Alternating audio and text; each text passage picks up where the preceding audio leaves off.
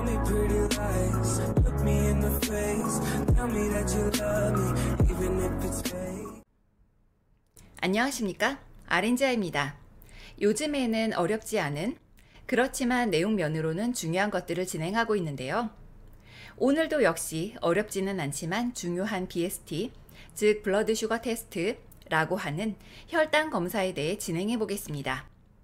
단어를 직역하면 혈액 속의 슈거, 즉 당 성분이 얼마나 많은가를 보는 검사이겠죠. 저는 충분히 할 수 있음에도 불구하고 스스로 혈당 조절을 안 하고 수치를 엄청 높여서 자꾸만 입원하시는 당뇨병 환자에게 이야기해드립니다. 끈적끈적한 설탕물 같은 성분이 혈액 속에 자꾸 돌아다니게 하시면 나중에 눈도 안 보이고 소변도 잘 못 보시게 되고 기억력도 엄청 떨어지게 되실 거예요. 라고요. 손끝, 발끝, 미세혈관이 많은 눈과 뇌, 신장과 같은 곳은 혈당이 높을수록 혈액 흐름을 원활하지 못하게 하니 제일 빨리 손상을 입는 곳이죠. 그래서 당뇨발, 당뇨성 망막병증, 당뇨성 신장병증, 당뇨성 백내장, 당뇨성 치매, 당뇨성 혼수 같은 진단명들이 있는 것입니다. 그 이외에도 모든 질병의 원인이 될 수 있는 것이 당뇨병이죠. 저는 이번에도 역시나 실전에서 궁금할 법한 것들을 해보겠습니다. 우선 오늘 알아봐야 할 것은요. BST는 하루에 몇 번 하는 것이 맞는가? 왜 BST는 할 때마다 수치가 다른가? BST와 FBS는 무슨 차이인가? 당화혈색소라고 하는 HbA1c는 무슨 의미인가? 하는 것들이죠. 어렵지 않다고 했는데 이게 다 무슨 말인가 싶은 분들도 많을 거예요. 당연히 병원에서 근무하시는 선생님들이라면 다 알고 계시겠지만 그래도 한 번 더 짚고 넘어가 보죠.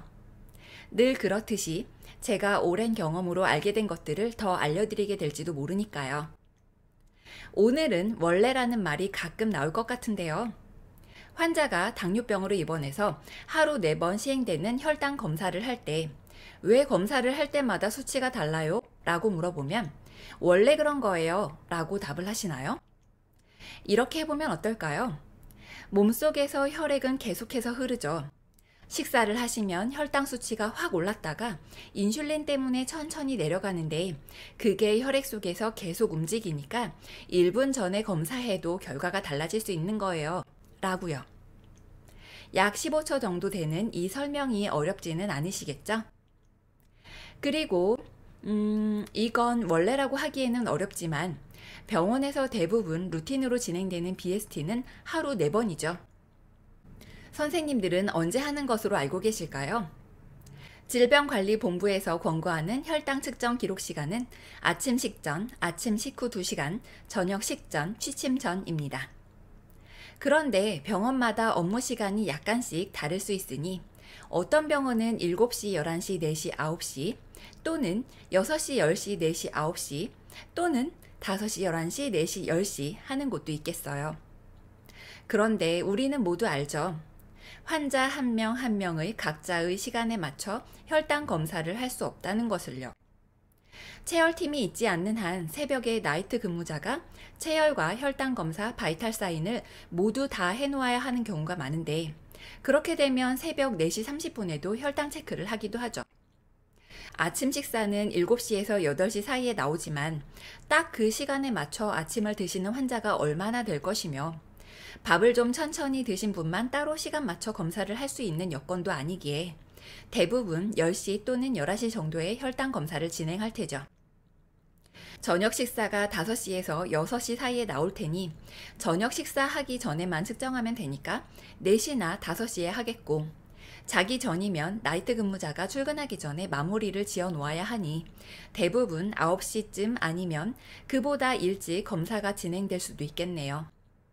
원래 정석대로 검사를 해야 한다면 새벽, 아침 식전, 아침 식후 2시간, 점심 식전, 점심 식후 2시간, 저녁 식전, 저녁 식후 2시간, 자기 전까지 해서 총 8회를 해야 하는데 이러면 환자는 미칠 노릇이죠. 손을 하루 4번 찔리는 것도 너무 싫은 일인데 12번을 찔린다고 생각하면 저라도 무조건 화를 내지 않을까 싶은데요. 병원에 당뇨병으로 치료를 받기 위해 입원했다면 적어도 하루 4회는 체크해야 하루 혈당 흐름을 파악할 수 있으니 환자에게 미리 알려드리는 것도 필요할 것 같습니다. 앞에서도 말씀드렸지만 왜 굳이 4번일까요? 대부분 하루 3회 식사를 하죠. 불규칙한 식사 시간은 제외하고요.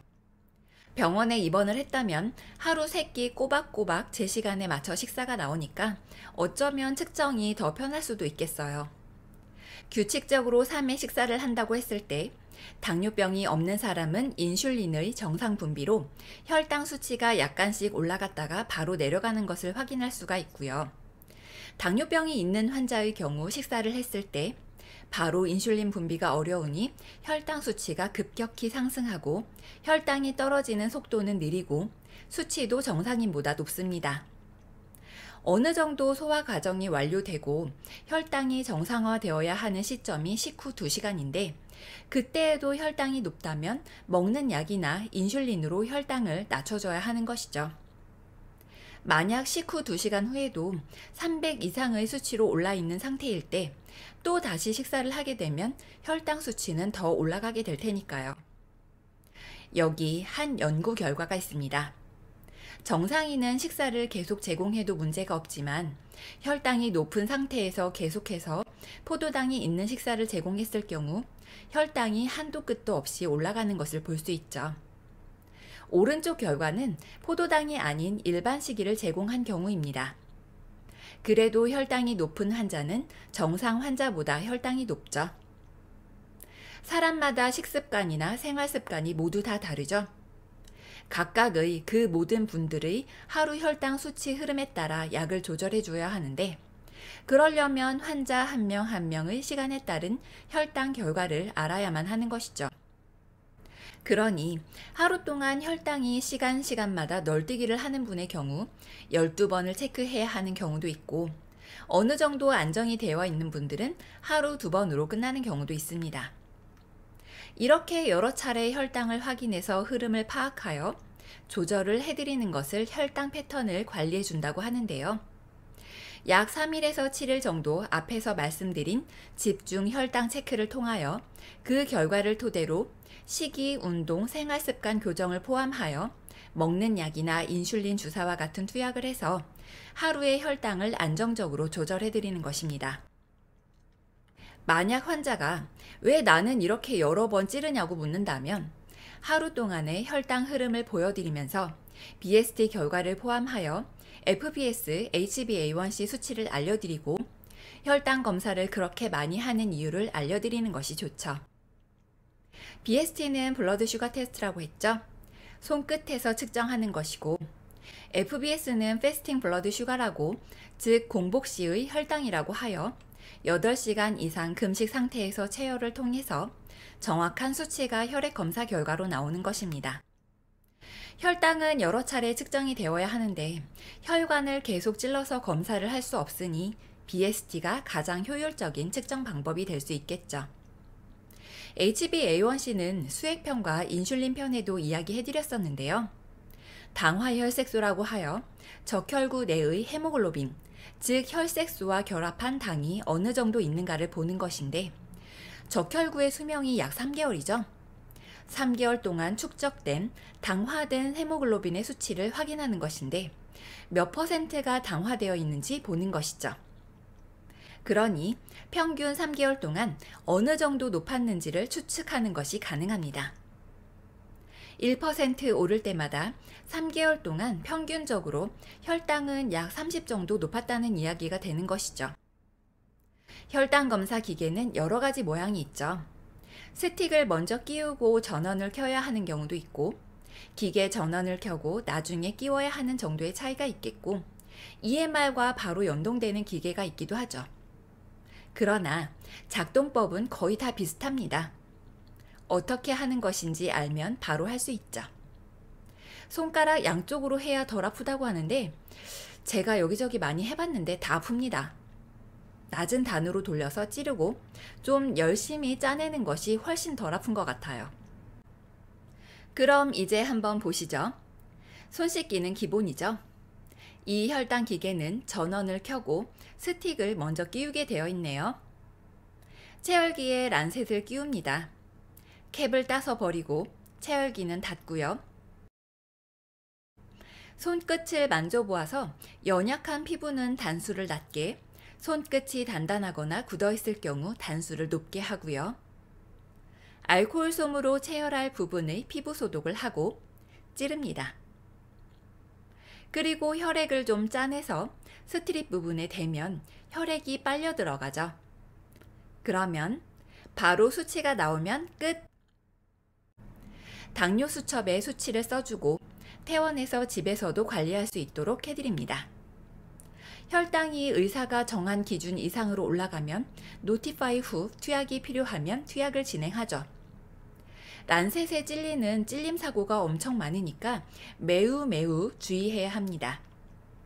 또 한 가지 주의해야 할 것은 혈당 기기의 주기적인 정도 관리를 해줘야 한다는 것이죠.